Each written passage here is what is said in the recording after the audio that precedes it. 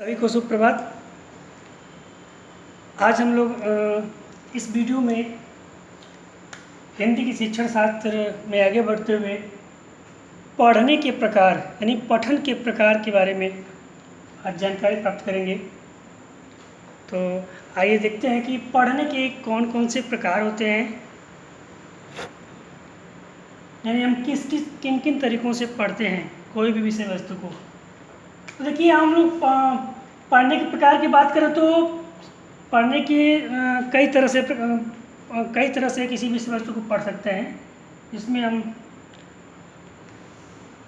सस्वर पठन भी करते हैं, गहन पठन भी करते हैं, विस्तृत या व्यापक पठन भी करते हैं, शब्द अर्थ का अनुमान लगा करके भी पढ़ते हैं, स्किप रीडिंग भी करते हैं और स्कैन रीडिंग भी करते हैं। अब हम इन सब पे थोड़ा विस्तृत में चर्चा करेंगे। सबसे पहले देखेंगे कि सस्वर पठन क्या होता है। सस्वर पठन यानी स्वर करके पढ़ना, यानी शोर करके पढ़ना है, अर्थात चिल्ला करके पढ़ना।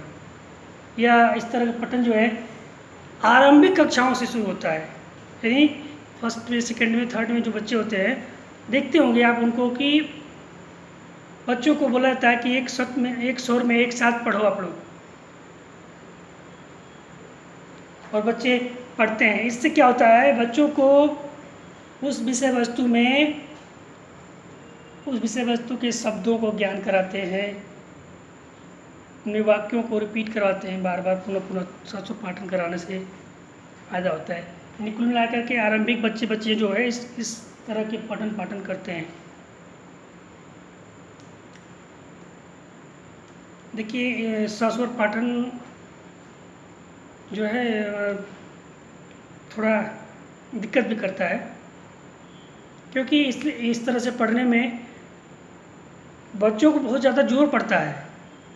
यानी चिल्ला कर जब पढ़ते हैं, यानी कि एक तरह से कह सकते हैं कि चिल्लाने की प्रतियोगिता में तब्दील हो जाता है इस तरह का पठन। और जब ऐसा हो जाता है तो बच्चे थक जाते हैं और उनमें पढ़ने की रुचि कम होने लगती है, अर्थात रुचि का अभाव होने लगता है।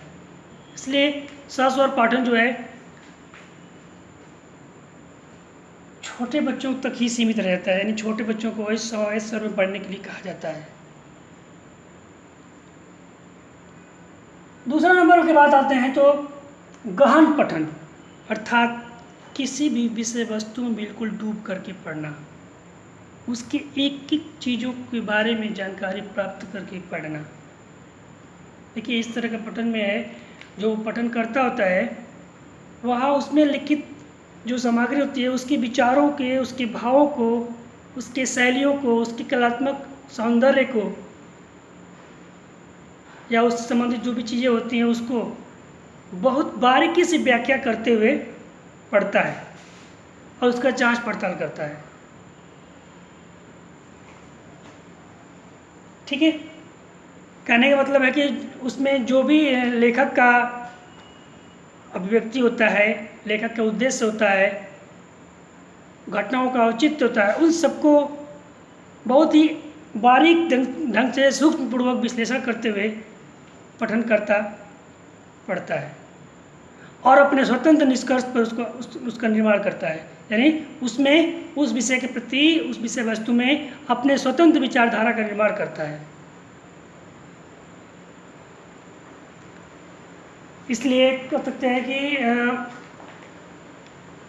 गहन पठन जो है एक उत्तम प्रकार है पढ़ने का। यानी इसमें सारी चीज़ों को पठन करता जो है समझ बना पाता है और पढ़ने के साथ साथ अपनी गति को भी विकसित करता है।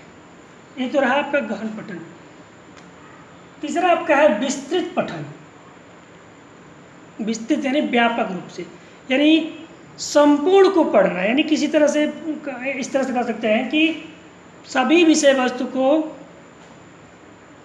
व्यापक रूप से पढ़ना, यानी पूरे विस्तृत उसके बारे में जानकारी प्राप्त करना। यह कह सकते हैं कि कुछ अंशों को न पढ़ करके संपूर्ण पाठ को पढ़ जाना ही विस्तृत पठन कहलाता है। देखिए, इसमें क्या होता है कि विस्तृत पठन में शब्दावली का विकास होता है, ज्ञान की जो परिधि होती है उसके विस्तार में सहायता मिलती है, पढ़ने की रुचि जागृत होती है, उसमें हम आनंदित होते हैं, यानी मनोरंजन होता है हमारा, तथा तीव्र गति से पढ़ने का विकास होता है, यानी दक्षता हासिल होती है इसमें। ठीक है, देखिए कह सकते हैं कि व्यापक पठन से जो है भाषा पर अधिकार और जीवन जगत से जो है कह सकते हैं कि जीवन और जगत के प्रति व्यापक दृष्टिकोण का विकास होता है। इस तरह के पढ़ने से हमारे स्वाध्याय की प्रवृत्ति का विकास होता है और मौन पठन यानी चुपचाप पढ़ने में दक्षता हासिल होती है। ठीक है, तो ये तो रहा आपका विस्तृत पठन। अब आते हैं आपका शब्दार्थ, एक और छूट गया है, मौन पठन, चौथा नंबर का।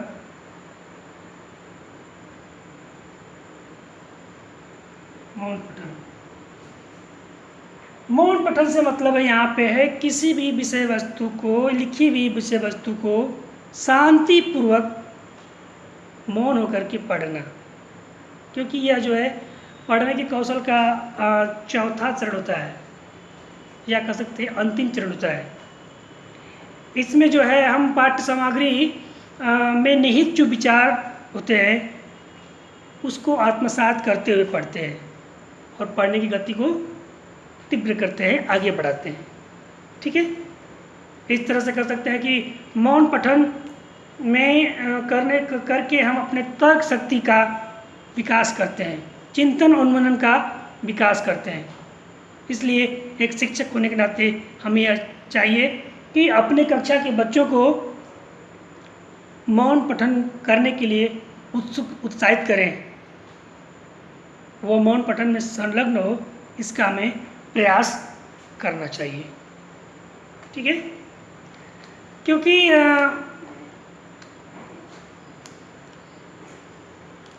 इस प्रक्रिया में हमें यह ध्यान रखना होता है कि कभी भी कोई बच्चा पढ़ रहा हो तो और मौन पठन करवा रहे हैं तो फुसफुसाए ना।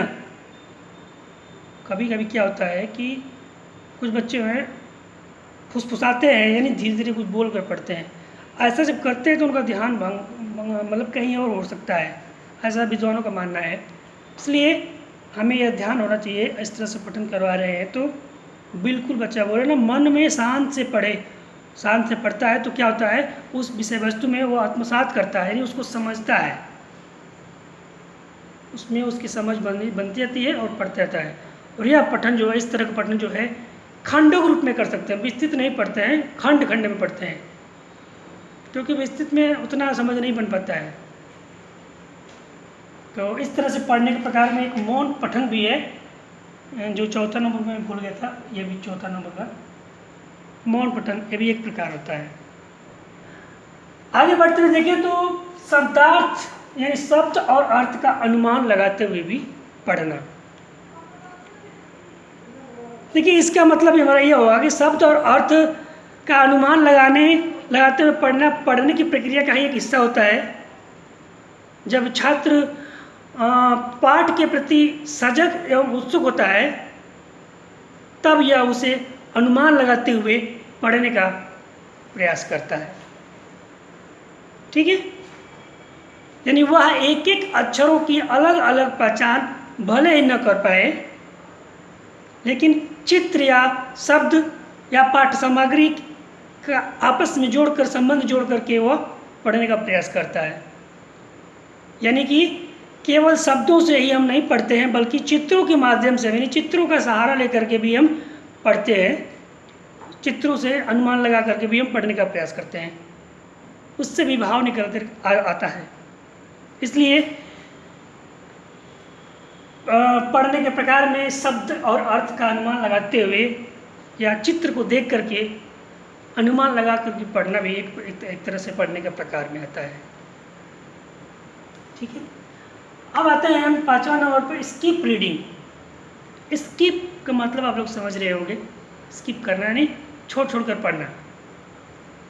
देखिए यहाँ पे स्किप रीडिंग से मतलब हमारा यह है कि लिखित सामग्री का जो है सामान्य अर्थ प्राप्त करना होता है। अर्थात कह सकते हैं कि स्किप रीडिंग करते समय जो पठनकर्ता होता है किसी भी वाक्यों को पूरा ना पढ़ करके उसके कुछ शब्दों को पढ़ता है और पढ़ करके उसमें अपनी सामान्य जानकारी जितना चाहिए उसको प्राप्त कर लेता है। उस तरह से जब वो बार बार करता है, एक क्रिया जब उसको बार बार करता है, उसे ही हम स्किप रीडिंग कहते हैं। ठीक है। इस स्किप रीडिंग में क्या करते हैं, जैसे कि एग्जाम्पल रूप में देखें तो साहित्य की जितनी भी विधाएँ होती हैं, गद्य विधाएँ जैसे कि नाटक, उपन्यास, कहानी, इन सबको हम स्किप रीडिंग के तहत ही पढ़ते हैं। यानी जब हम इसको पढ़ते हैं तो स्किप रीडिंग के इसमें हम करते हैं, क्योंकि इसमें क्या होता है कि किसी भी कहानी को या उपन्यास को हम क्या करते हैं, सरसरी निगाह से देखते हैं और शब्दों को देखते हुए स्किप करते हुए आगे बढ़ते जाते हैं। इस तरह से हम कह सकते हैं कि पढ़ने के प्रकार में एक प्रकार स्किप रीडिंग भी होता है। ठीक। अब आते हैं लास्ट में स्कैन रीडिंग।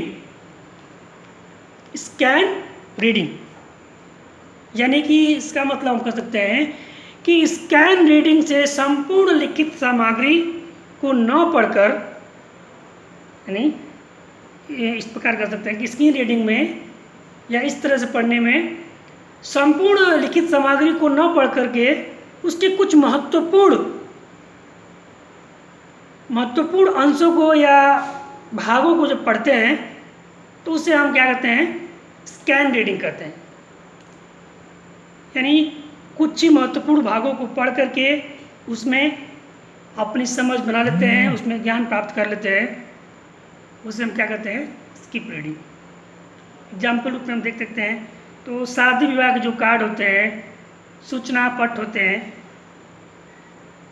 ये सब जो है एग्जाम्पल जो है आपका स्किप रीडिंग के अंतर्गत आता है। शादी विवाह हम देखे होंगे आप लोगों ने, किसी के यहाँ कोई कार्ड आता है तो कार्ड में क्या करते हैं लोग, अक्सर देखे होंगे संपूर्ण कार्ड को नहीं पढ़ते हैं, वक्रतुंड महाकाय सूर्यकोटि ब्रह्म, ये सब चीज़ों को नहीं पढ़ते हैं, मेन चीज़ों को पढ़ते हैं। यानी कब भोजन प्राप्त होगा, यानी भोजन की व्यवस्था कब है, द्वार पूजा यानी बारात कब जाएगी, इस तरह से कुछ मुख्य चीज़ों को पढ़ते हैं, डेट को देखते हैं और रख देते हैं और समझ जाते हैं कि है ये सूचना पट है। उसमें जो भी सूचनाएं होती हैं उसमें केवल आपकी अपनी जानकारी की चीज़ों को ही देखने का प्रयास करते हैं, सबको नहीं पढ़ते हैं। तो इस तरह से जो भी पठन सामग्री होता है उसको हम